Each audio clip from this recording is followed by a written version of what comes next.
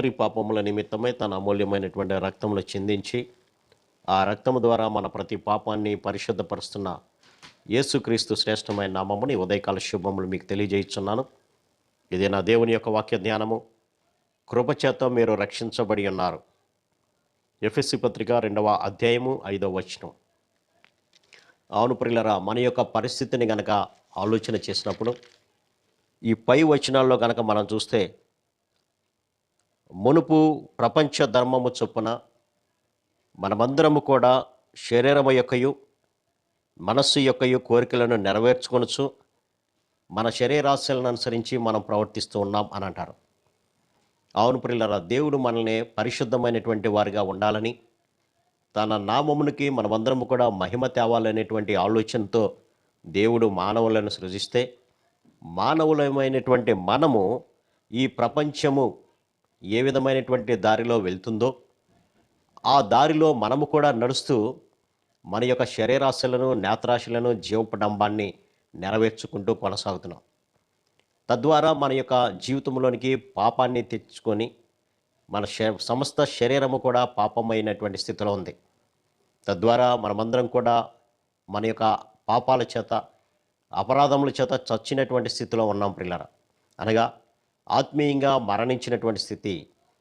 అటువంటి స్థితిలో ఉన్నటువంటి మనలను దేవుని యొక్క ఉగ్రత నుంచి తప్పించబడాలని, ఆ నిత్యమైనటువంటి నరకం నుంచి మనందరం కూడా తప్పించబడాలనేటువంటి ఆలోచనతోనే తండ్రి అయినటువంటి దేవుడు కుమారుడైనటువంటి యేసుక్రీస్తుని ఈ లోకానికి పంపించారు ప్రియులారా. ఆయన మన పట్ల చూపినటువంటి కృప ఉన్నతమైనటువంటి కృప.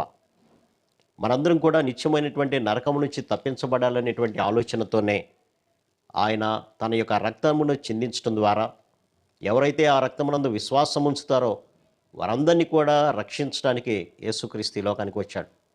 నిజానికి మనము యోగ్యులమని కాదు కానీ, మనము ఉన్నతమైనటువంటి స్థితిలో ఉన్నటువంటి వారమని కాదు కానీ, ఆయన తన కృపను జ్ఞాపకం చేసుకున్నాడు.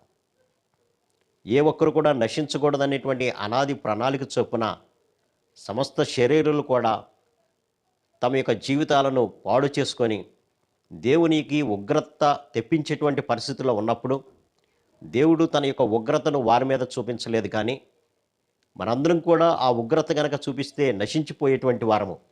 అందుకనే ప్రభు తన ఉగ్రతను చూపించలేదు కానీ, అయినను దేవుడు కరుణా సంపన్నుడై ఉండి అని అంటాడు.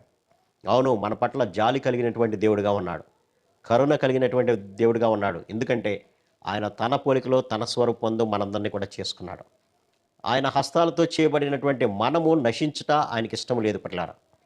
అందుకనే దేవుడు కరుణా సంపన్నుడై ఉండి మనము మన అపరాధముల చేతను, పాపముల చేతను చచ్చిన వారమై ఉన్నప్పుడు ఆయన మహాకృపను చూపించాడు. ఎటువంటి కృప అంటే, మనమందరము కూడా దేవునికి పరిమళ సువాసనగా ఉండాలని, మనమందరం కూడా ఆయన నామంలో పరిమళ సువాసన వెదజల్లేటువంటి వారిగా ఉండాలని, అనగా చచ్చిన స్థితిలో ఉండి కుళ్ళు కంపు కొడుతున్నటువంటి మానవుణ్ణి పరిమళ సువాసనగా మార్చాలి అనేటువంటి ఆలోచనతో తన యొక్క కృపను జ్ఞాపకం చేసుకున్నాడు పిల్లలు. ఆ కృప ద్వారా మనందరినీ కూడా ప్రేమించి ఇదిగో తన్ను తానే శిలువ మరణానికి అప్పగించుకున్నాడు. ఆ మరణము నా కొరకే అని ఎవరైతే విశ్వసించి ఆయన సన్నిధిని చేరి వారి యొక్క ప్రతి దోషాన్ని కూడా ఒప్పుకొని విడిచిపెడతారో వారందరినీ కూడా పరిమళ సువాసనగా మార్చడానికి ప్రభువు సిద్ధంగా ఉన్నాడు పిల్లలు. కాబట్టి మనల్ని మనం పరిశీలన చేసుకొని, మన జీవితాలను పరిశీలన చేసుకొని ముందుకు కొనసాగాల్సినటువంటి అవసరత ఉంది పిల్లలు.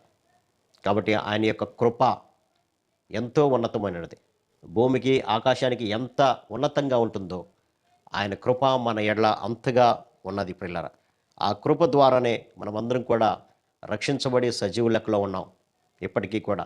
లేదంటే మనం చేస్తున్నటువంటి దోషాలను బట్టి మనం ఏనాడో నశించిపోయేటువంటి వారం.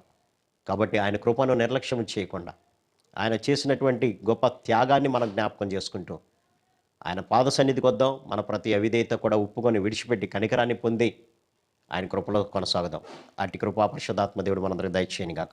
ఆమేన్. ప్రార్థన. సర్వశక్తుడా, ప్రేమ గల మా తండ్రి, మీ కృప చేతనే మేము రక్షించబడ్డాం నాయన. మీ కృపే లేకపోతే ఏనాడో నశించిపోయేటువంటి వారం నాయన.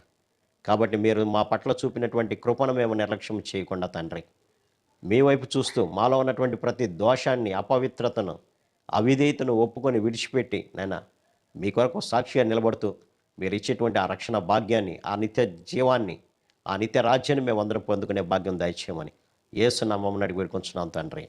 ఆమేన్. God bless.